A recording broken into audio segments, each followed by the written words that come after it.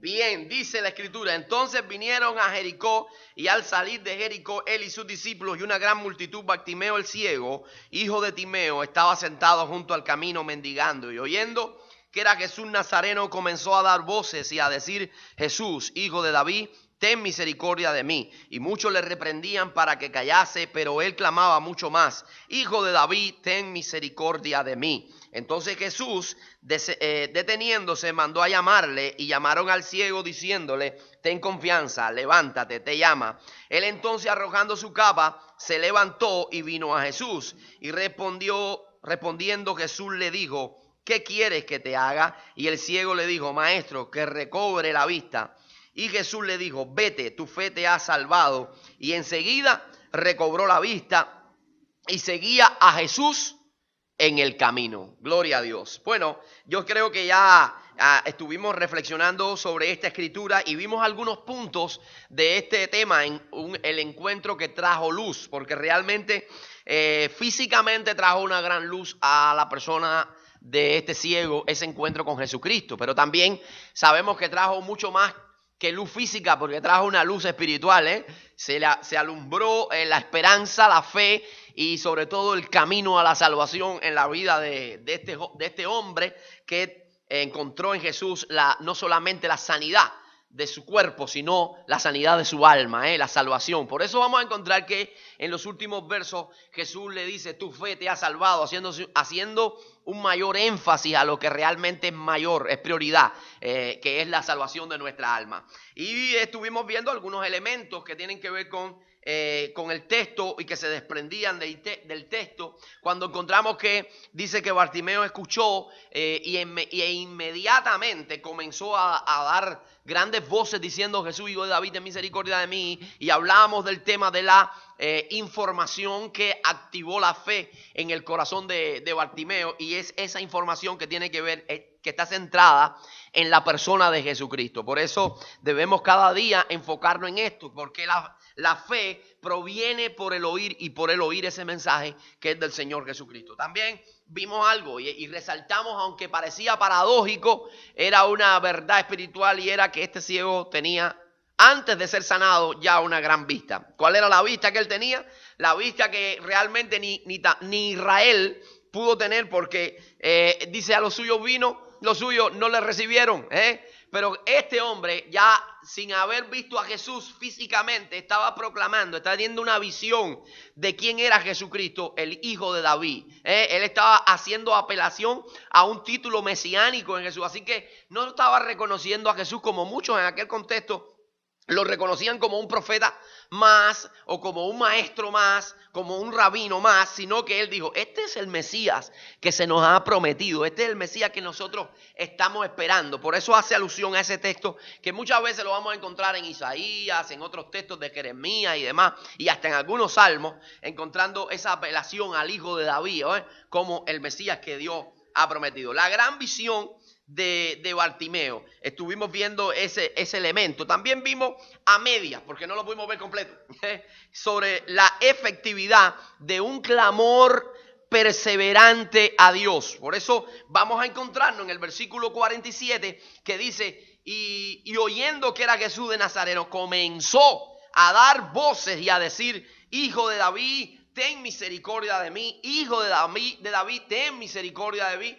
Y vamos a encontrar en todo lo largo de la narración, cuando se va haciendo todo el desarrollo, que el clamor no iba declinando, o todo lo contrario, sino que el clamor iba en ascenso. Iba comenzando cada día a tener más fuerza, cada momento, cada segundo tenía más fuerza. Era un clamor con perseverancia. Por eso dijimos la importancia, la efectividad de un perseverante, de un constante clamor a Dios. Y yo le había dicho algo que yo creo que voy nuevamente a decirlo, voy a repetirlo, reitero nuevamente. Y es que si el enemigo quisiera, pudiera, él iba a tratar de borrar esta verdad de la Escritura. porque el diablo sabe muy bien lo que sucede cuando el pueblo de Dios y un cristiano, no voy a hablar en el plano general, sino que lo voy a hablar en el plano más particular para que usted se sienta identificado. Cuando un hijo de Dios, cuando un creyente clama de manera insistente, clama de manera perseverante a la persona de Dios, está dirigido su clamor a Dios. Él sabe, el diablo sabe lo que sucede. ¿Y qué es lo que sucede cuando usted clama con perseverancia a Dios?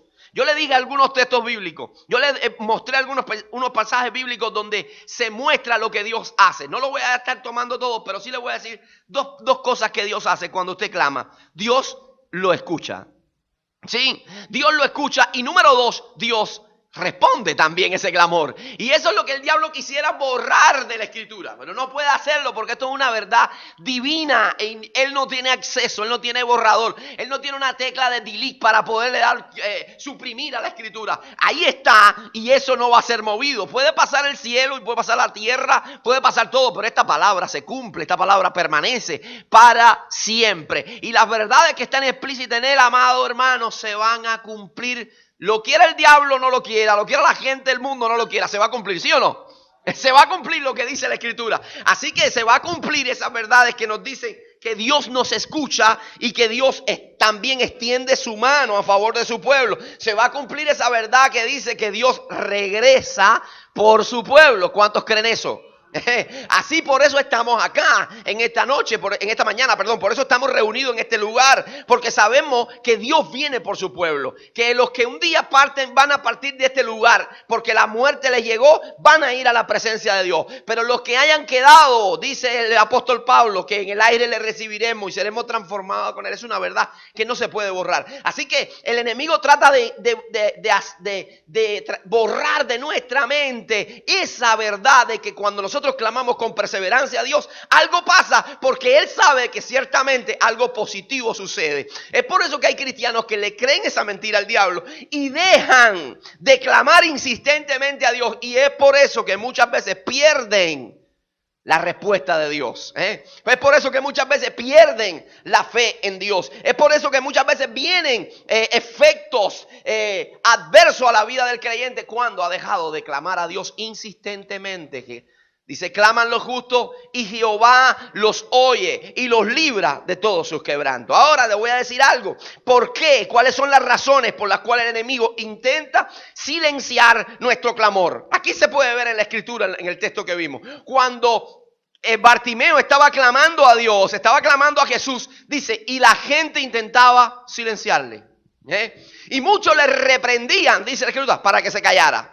Muchos le decían, oye, no molesten más a Jesucristo. Por favor, tú no te das cuenta que está siendo demasiado tedioso. ¿Por qué tú no te callas un poquito? ¿Por qué tú no dejas a Jesús tranquilo? Él está haciendo su obra, Él está en su ministerio, Él está ocupándose de la gente. Además, Él va de camino a Jerusalén, Él va a celebrar la Pascua. Vamos, ciego, tú eres insignificante, quédate callado ahí. Eso no viene de Dios. Esa información no venía de Dios, amado. Esa información viene del enemigo. Esa información viene del diablo. Toda información que llega a tu vida para minimizar la fe y para decirte que no ores más por determinadas cosas, no viene de Dios. No viene de Dios. Escúchame, ¿por qué el enemigo quiere silenciar ese clamor perseverante que tienen los hijos de Dios? Varias razones, te las voy a compartir en esta mañana. Y la primera es porque Él quiere impedir a toda costa un encuentro con Dios. Porque Él sabía lo que iba a pasar, lo que iba a resultar si Bartimeo llegaba a encontrarse face to face, cara a cara con Jesucristo. Algo tomaba lugar. Y es por eso que decía, vamos a tratar de enmudecer a este hombre. Cuando tú oras, cuando tú te pones de rodillas, lo primero que va a acontecer ahí es un encuentro con Él. Es un encuentro con el Dios eterno. Y cuando tú te encuentras con Dios, las cosas en tu vida no siguen siendo las mismas. Las cosas no siguen siendo igual. Tú no sigues siendo el mismo cuando te encuentras verdaderamente con Dios. ¿Entiende lo que estoy diciendo? Y se lo podemos corroborar con la escritura. Y vaya a la Biblia y va a encontrar toda persona que ha tenido un encuentro con Dios, su vida fue transformada.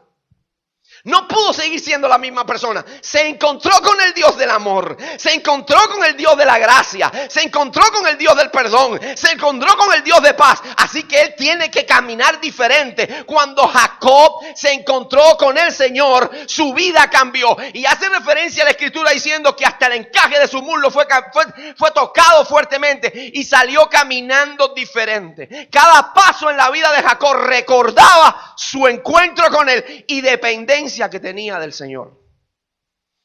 ¿Fue el mismo Jacob usurpador y mentiroso? No, ese encuentro con Dios fue tan trascendental que hasta su nombre fue cambiado, porque Dios le dijo: ahora no te vas a llamar más Jacob, sino que tu nombre va a ser Israel, porque has peleado con Dios y con los hombres y has perseverado y has vencido.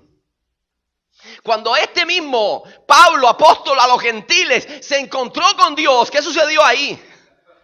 De perseguidor a predicador, de terrible religioso a un hombre entregado completamente a él. Su vida fue transformada. Cuando este mismo Nicodemo, que era un hombre que de la ley, que estudioso de la ley, hombre religioso, hombre que iba los sábados a la sinagoga, hombre que se sabía toda la escritura, que conocía el Tanaj completo, ese hombre era un religioso y su vida tuvo cambio. ¿Cuándo?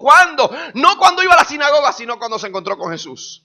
Si tú piensas que tu vida va a cambiar y va a florecer porque tú vienes a la iglesia, estás equivocado. Tu vida va a cambiar y florecer cuando tú te encuentras con Jesucristo. ¿Cuántos dicen amén? Claro que los que se han encontrado con Jesucristo vienen a la iglesia. ¿Cuántos dicen amén a eso también y le dan un aplauso al Señor? Porque usted es lo que se ha encontrado. Ahora, que busca el diablo que tú no ores, que tú no tengas ese clamor perseverante, porque él sabe, amado, lo que va a ocurrir ahí, un encuentro con él, un encuentro con Dios, y un encuentro con Dios trae cambios. Le voy a demostrar un texto más para que usted vea cómo él trata. ¿Se acuerdan de aquella historia cuando Pablo estaba predicando el evangelio? Estaba también allí Bernabé, su primer viaje misionero. Están visitando muchas ciudades, van a la primera que van es a Chipre, luego siguen a Lida, luego van a otros lugares, pero en un momento ellos llegaron a una ciudad donde dice que había un hombre que se llamaba Elimas, era mago, era un hombre entendido en las artes mágicas, en los trucos, en el ilusionismo, un brujo, en otras palabras, y Sergio Paulo, que era un procónsul de aquel lugar, un gobernador de aquel lugar, lo tenía él como el gurú de su vida, él era el que le leía las cartas, el que le tiraba las cartas, los caracoles, y le leía la mano a Sergio Paulo. Y dice que Sergio Paulo quería encontrarse con Pablo, Bernabé y Marcos, que andaban en el equipo, porque quería conocer a Jesús. Más Elimas le resistía para que no se encontrara con ellos. ¿Por qué? Porque sabía que un encuentro con ellos era un encuentro con la luz, era un encuentro con Jesucristo. Y cuando sucede el encuentro con Jesucristo, la vida cambia, la mente cambia, las perspectivas cambian, las prioridades cambian, todo, el corazón cambia. ¿Cuántos creen eso? Entonces él lo que va a buscar es eso, porque cuando tú te arrodillas, amado, vas a tener un encuentro con él. Número 2.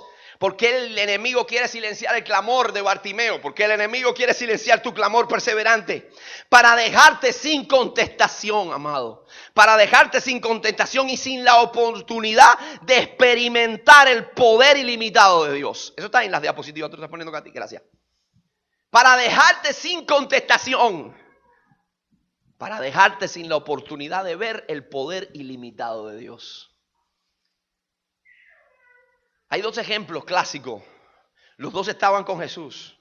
Los dos estaban al lado de Jesús. Uno a la diestra, otro a la siniestra. Estaban en el monte Calvario suspendidos en una cruz. Cada uno de ellos. Las actitudes y las reacciones de cada uno fue diferente.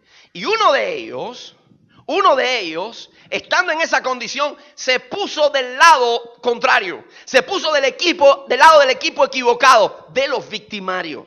Y ese que estaba en la cruz del Calvario, tan cerca de Jesús y tan cerca de pasar a la eternidad, ahora le dice a Jesucristo: pero tú, siendo hijo de Dios, mira, no ves tu condición, sálvate a ti mismo. Sálvate a ti mismo. El enemigo estaba impidiendo que ese hombre tuviera un encuentro con él. Lo dejó sin provisión y lo dejó sin la oportunidad, el diablo, de que él pudiera encontrarse en la eternidad con el Dios de la gloria. En cambio el otro, ¿qué fue lo que dijo el otro? Oye, tú no te das cuenta que nosotros estamos aquí en la misma condenación, que este hombre nada tuvo que ver con, este hombre es inocente, nosotros sí estamos aquí porque lo merecemos. Él nada ha hecho. Y se voltea para donde está Jesucristo y le dice, oye Jesús, mira, acuérdate de mí cuando vengas en tu reino, por favor. Está reconociendo su mesianidad, está reconociendo su reinado, está reconociendo su deidad. Y le dice, ten misericordia, acuérdate de mí, por favor. Y Jesús le dice, hoy estarás conmigo en el paraíso. Ese pudo ver el poder ilimitado de Dios.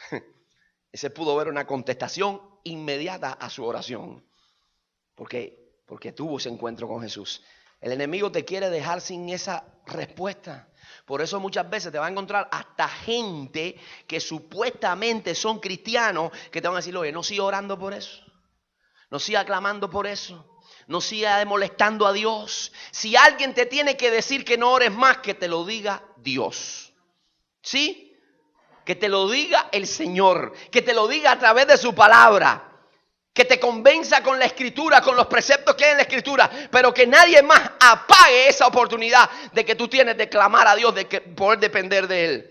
Ahora, punto número 3, para impedir, amado, está ahí, para impedir que te conviertas en un testimonio vivo que habla con elocuencia de la grandeza, de la misericordia y del amor de Dios.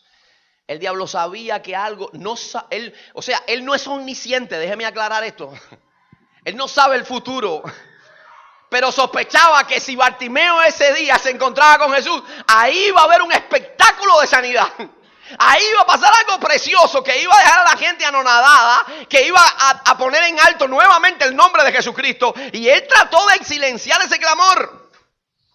Por eso va a intentarlo continuamente, porque un día que tú te encuentras con Jesús, un día que tú dependes de Él, un día que tú decides clamar a Él, ese día es el génesis de un nuevo caminar contigo. Y eso te va a convertir a ti en una persona completamente nueva, donde todo el mundo se va a admirar de la obra de Dios en tu vida. Y tú te vas a convertir en una piedra de testimonio cuando la gente te ven caminar por las calles, cuando la gente te ven andar, cuando la gente te ven reaccionar, van a decir, Dios es bueno, Dios es grande, porque mira lo que hizo en él.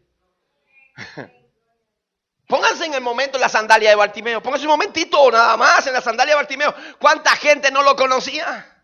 ¿Cuánta gente en algún momento no le dieron un plato de comida o un pedazo de pan? O le dieron algunos denarios para que pudiera subsistir en la semana. ¿Cuánta gente lo vieron ahí mendigar en la orilla del camino? Y ahora, un rato después, veía a Bartimeo dar gozo, alabanza a Dios. ¿Por qué? Porque ahora veía con 20/20.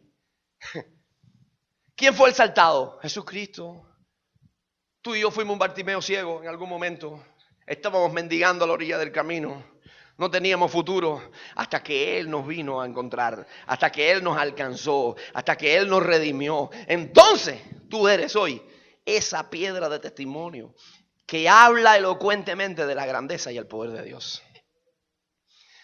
¿Se acuerda cuando Jesús a otro ciego, Jesús era recurrente en el milagro con los ciegos, le hizo lodo en los ojos, escupió en el fango, hizo lodo con ahí y le puso en los ojos y le dijo, vete y lávate en el estanque Siloé. Y cuando aquel ciego fue y se lavó en el estanque Siloé, comenzó a ver y se formó un gran algarabía. Porque todo el mundo decía, este hombre ciego, este yo lo veía mendigar, este yo lo veía que no veía ni nada, me le paraba adelante y le saludaba y él no me veía. Y ahora ve. Y lo llevaron a un foro ante autoridades y le decían, ¿quién te sanó? Y él le dijo, mira, no me pregunte, yo sé que yo era ciego y ahora veo. Pero fue Jesucristo, ya se lo he dicho 20 veces y ustedes no quieren creer. Quieren creer en Él también, quieren hacerse sus discípulos. Ese hombre es lo precioso porque ustedes dicen que no tienen pecado, pero Él, que ustedes dicen que es pecador, sin embargo a mí me dio vista. Era un testimonio que hablaba por las calles de Israel. Lo mismo con Zaqueo. Lo mismo con Lázaro y Dorcas. Cuando la gente ve un muerto vivo, no tienen que otra cosa que hacer que darle gloria a Dios. Lázaro había estado 4 días en un sepulcro. Dorcas había estado muerta. Y dice la Escritura que cuando la gente los veía, dice, se volvían al Señor y creían en el Señor. Cuando la gente te ven a ti que fuiste en algún momento, a mí también, un muerto por las calles de Jaruco caminando y glorificando el nombre de Dios, la gente dice, tengo que creer en Dios. Algo existe. Los que no saben ni que Dios dicen, oye, verdaderamente hay algo ahí arriba. Algo existe, algo tiene que existir. Porque, oye, ese hombre, la piel de Judas, mira esa mujer, oye. Y tú das testimonio. Y eso es lo que quiere silenciar el diablo, porque cuando tú clamas, te encuentras con él. Las cosas cambian. Recibes la luz, porque tienes un encuentro con la luz. Ahora, mire qué interesante, voy a otro elemento. Él comienza a clamar, está clamando, la gente le dice, cállate la boca, no moleste más al maestro, no siga molestando al maestro. Pero Jesús, en medio de su apretada agenda, en medio de su vorágine, en medio de su enseñanza, porque ya les dije que los rabinos era muy común que las personas lo rodearan, así que cuando las multitudes iban con él, no solo porque iban a la Pascua en Jerusalén, sino porque también iban oyendo las enseñanzas de Jesús. Él detiene su homilía, él detiene su enseñanza, él detiene el estudio bíblico y él escucha algo. Él escucha un clamor de alguien y ahora dice, voltea y dice, tráemelo. Y lo manda a buscar. Entonces vienen y le dicen, oye, Bartimeo, tranquilo, confiado, tranquilo, que te mandó a buscar. En medio de su agenda, ya puede ir, en medio de su apretada agenda, Dios tiene un tiempo y hace una pausa para atender la necesidad de un insignificante ciego tirado en alguna parte del camino, en la salida o en la entrada de Jericó. En algún lugar, él tiene ese encuentro con él. Él le dice, tráemelo. Y hace una pausa a Dios para atender a la necesidad de un ciego en medio de ese lugar. Lo que te quiero decir con esto es que muchas veces tú piensas es que Dios tiene tantas cosas que hacer y no estás muy lejos de la verdad. Dios tiene muchas cosas que hacer. Jesucristo mismo lo revela. Jesucristo dice, mi Padre todavía trabaja. Todavía trabaja.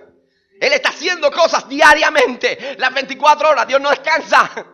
Él está observando a su pueblo. Dios está en medio de nosotros ahora mismo. Él se mueve en medio de la alabanza de su pueblo. En cada congregación alrededor del globo terráqueo. Porque Él es omnipresente. Poder tiene de sobra para eso. Pero lo más interesante es que en medio de las multitudes y los millones y millones de cristianos que hay alrededor del mundo, Él tiene la grandeza y la capacidad de abrir un espacio en su apretada agenda para escuchar tu clamor y mi clamor. El personal. Es individual, el que tú tienes. Él que te escucha a todo el mundo, te oye a ti y me oye a mí. Él toma un tiempo para escucharte a ti. Y eso es lo que nos dice Jesús y es lo que trata también el diablo de borrar. Que Dios no tiene tiempo para ti. Está ocupado en cosas mayores, en ministerios más grandes, en gente más prominente, en hombres que llevan más años y mujeres en la iglesia. No, tú que llegaste ayer, Dios te oye. Tú que llevas 3 días en la iglesia, Dios te oye. Tú que apenas comienzas a venir a la iglesia, Dios te oye. Y abre un espacio para ti. Y quiere tener una intimidad contigo. Había una mujer en medio de la multitud, nadie la tenía en cuenta. Ceremonialmente impura. De flujo de sangre, dice la escritura, el evangelio de Lucas. Y en medio de esa multitud, donde ya un principal de la sinagoga había sacado cita con Jesús y le había dicho, por favor, ve a mi casa, mi hija se muere. Él tenía el 1 en la cola, él era el número 1 por trabajadores en la cola. Pero cuando Jesús va de camino, hay una mujer insignificante que lo toca. Y Jesús se detiene y dice, alguien me ha tocado. Alguien me tocó. Pero Señor, la gente te aprieta. Pero no, ha salido poder de mí. Quiero ver a esa persona que me ha tocado. Porque quiero interactuar con esa persona. Entre esa multitud a una persona. Hace unos días escuchaba un mensaje en una película, un mensaje de un evangelista que decía una frase muy interesante, porque le decía, si tú hubieses sido la única persona en este mundo, la única persona que viviera en este planeta, por ti, solamente por ti hubiera venido Jesucristo. Solo por ti hubiera venido Jesús. Porque tú eres la cosa más bella que tiene Dios en esta tierra, eres tú. Y Él abre un espacio para encontrarse contigo, como lo hizo. Abrió un espacio en la apretada agenda en Samaria para encontrar a un eunuco que transitaba por el desierto. Como lo hizo para tratar cuando él planeaba descansar con sus discípulos, para hablar con una mujer que le buscó y fue donde estaba aquella casa, la mujer sirofenicia, y le dijo: por favor, mi hija está enferma. Tuvo tiempo para hablar con ella. Con la samaritana planeaba ir de Judea a Galilea o de Galilea a Judea, y dice: y me era necesario, Jesús, pasar por Samaria, porque había una necesidad ahí, y a esa necesidad quería darle atención. Él tiene tiempo para ti. Él tiene tiempo para tus problemas, sean grandes, sean chiquitos, sea lo que sea. Es que Él quiere tener esa participación en tu vida. Y eso es algo que tú y yo no podemos perder de vista. Escúchame. Eso es algo que los creyentes no podemos perder de vista. Y ese mismo sentir que hubo en Él, que está en nosotros. Y tenemos que seguir sus pisadas. Y que eso no sea un cliché religioso, ni que eso sea la letra de un himno que nosotros cantamos. Seguir las pisadas del Maestro. Sino que sea una realidad, porque eso mismo que vemos en Él, ese mismo patrón de conducta, yo tengo que imitarlo. Porque ciertamente hay gente que se enfoca en sus problemas y no mira para el lado para darse cuenta de que hay gente en problemas mayores. Y no saco tiempo de mi apretada agenda y de mi planificación para dedicarle un tiempo, un segundo, unos minutos a alguien que lo necesita. Yo tengo que aprender eso de mi maestro. Yo tengo que aprender eso de mi maestro. Pararme donde tengo que pararme y dedicarle un tiempo a la persona, porque siempre hay pastores que tienes que tener cita con ellos de 3 meses para poder hablar con ellos, para poder llegarle a ellos. ¿Por qué? Porque tienen una apretada agenda. No, amado, eso no es así. Usted tiene que estar accesible a todos. Usted tiene que estar al alcance de todos. Y no un pastor, todos los creyentes tenemos que estar al alcance del necesitado, del desvalido. Por ahí hay muchos Bartimeos que están buscando una palabra de aliento. ¿Lo crees? ¿Sí? ¿Sabe una cosa? Escuche esto, nuestras agendas, escuche este pensamiento, nuestras agendas van a tener el respaldo y la bendición de Dios cuando incluyamos en ellas el bienestar del prójimo y no cuando estén tan saturadas de egocéntricos proyectos. Porque yo voy a hacer esto, voy a hacer aquello. ¿Y el otro qué? ¿Y la otra gente qué? Lo que me gusta a mí, lo que me gusta... No, ¿y la otra gente qué? Tengo que dar un tiempo para ello. Hace un tiempo yo escuché a alguien hablar acerca de que un pastor había puesto un rótulo en una iglesia. Y el rótulo decía: esta iglesia es la embajada de Cristo.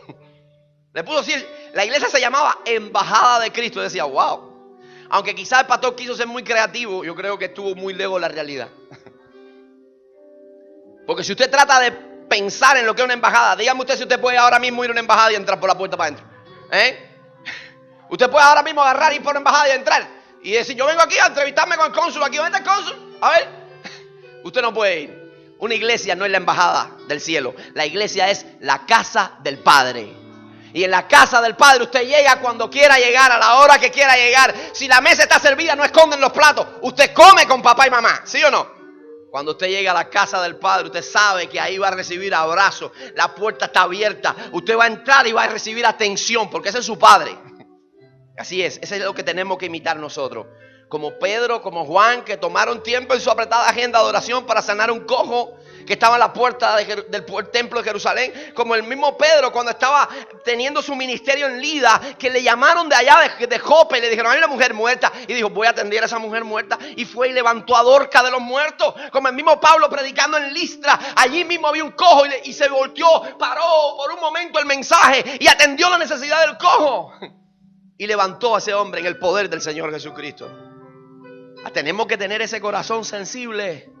Acuérdate que tú no eres esta no es la iglesia embajada del cielo. Somos la casa del Padre eterno. ¿Cuántos creen eso? Esta es la casa del Padre, abierta para el necesitado, abierta para el que está desvalido, abierta para los ciegos. Aquí reciben la vista a su corazón. Aquí reciben el pan de vida. Aquí reciben esperanza. Aquí reciben luz. Esta es la casa del Padre. Tenemos que concientizarlo como iglesia y tenemos que concientizarlo como creyente en lo personal.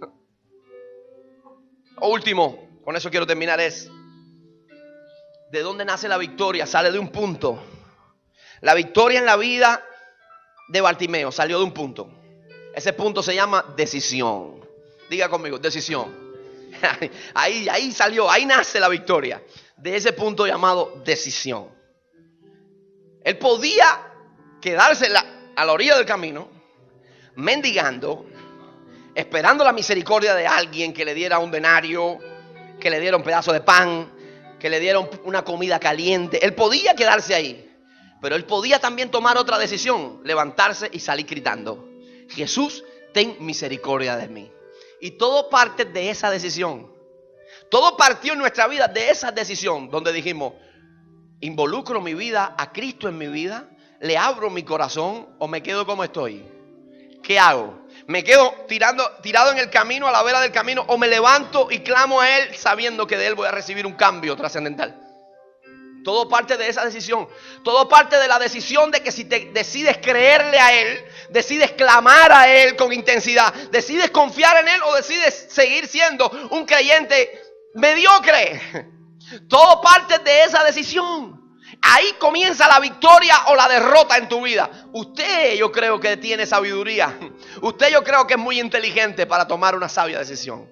La Biblia nos habla, amado hermano, de un joven. La Biblia lo describe como un joven acaudalado, de grandes posesiones. Un joven que tenía juventud, salud y dinero.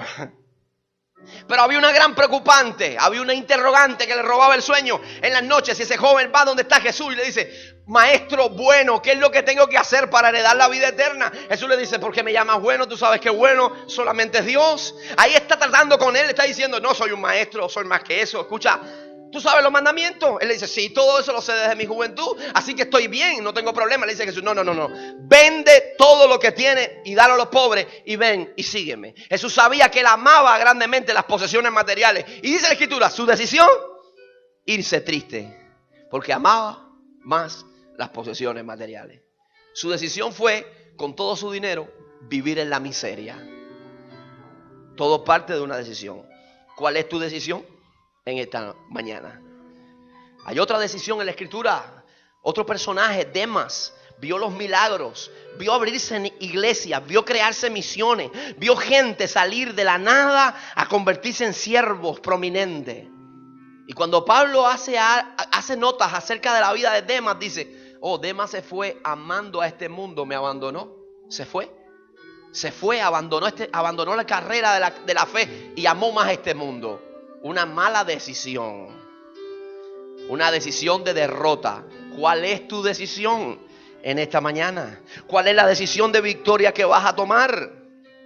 Uno de los ladrones decidió ponerse de parte de los victimarios y se perdió la eternidad. ¿Cuál es tu decisión?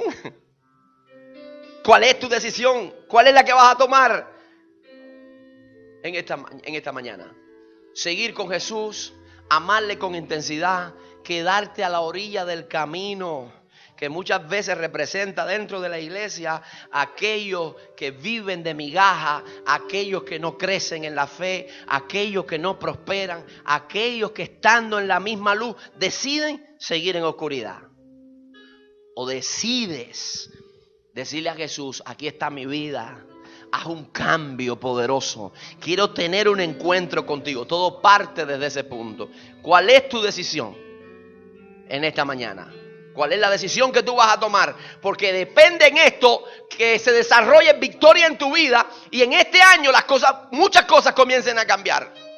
Es tiempo de que tú tomes una pausa para reflexionar en tu vida y decir: bueno, si es necesario que cosas comiencen a ser cambiadas en mi vida y que yo tenga ese encuentro poderoso con la luz, porque el 2018 no puede ser como el 17, tiene que ser mejor. Porque en Dios las cosas son mejores, de gloria en gloria, de aumento en aumento, en victoria, de crecimiento en crecimiento. Así que yo tengo que tomar una decisión. ¿Cuál es mi decisión hoy? Yo voy a salir a clamar a Él. Yo voy a buscarle a Él. Aunque el diablo se pare en el camino y me diga: cállate, yo sigo clamando a Él. Y sé que voy a tener un lugar en la agenda del Padre. Sé que voy a encontrarme con Él. Sé que voy a tener un encuentro. Sé que voy a tener su asistencia. ¿Usted lo cree, sí o no? Usted no puede seguir igual, amado. Usted no puede permitir que la vida siga igual. Algo tiene que pasar, Algo tiene que suceder. Algo poderoso tiene que pasar en nuestra vida. No es jugar al cristianismo. No es venir el domingo a la iglesia. Es vivir para Cristo es disfrutar la vida cristiana, es disfrutar a plenitud de las bendiciones que Él tiene para nosotros. Y en eso incluye nuestro compromiso con Él. Es tiempo de encontrarnos con la luz.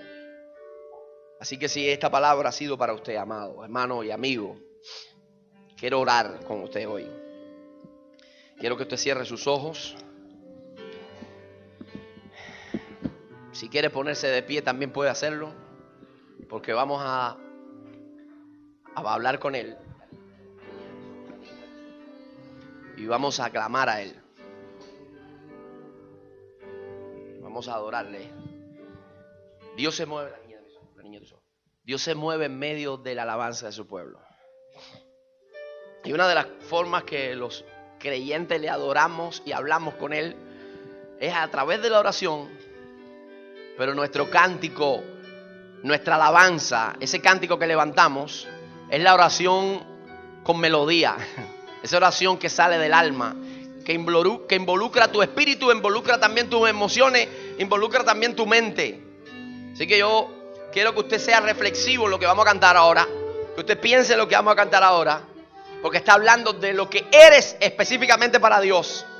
Y si el mundo te ha gritado a viva voz que tú eres un ciudadano de segunda clase y que tú no eres muy importante y que mira las cosas que te han pasado, que parece como que Dios no te ha prestado atención, eso es una mentira y la reprendo en el nombre del Señor Jesucristo, porque eres muy amado por Dios, muy amada por Dios. Y te cuento, eres la niña de sus ojos. ¿Cuántos creen eso? Tú eres la niña de sus ojos. Van a golpear, van a tirar golpes, pero no, estás protegido, estás esculpido en el hueco de la mano de Él. Es necesario que ahí nos quedemos. Es necesario que ahí nos alberguemos. Es necesario que ahí nos abandonemos en el hueco de la mano de Dios, en su protección, en su voluntad, en su presencia. Eso es un encuentro con la luz. Nada puede cambiar eso. Eso cambia toda nuestra vida y eso nos hace ser efectivos. Eso nos hace ver luz en nuestro andar. Vamos a adorarle con fervor y vamos a decirle: tú me vistes allí donde nadie me vio.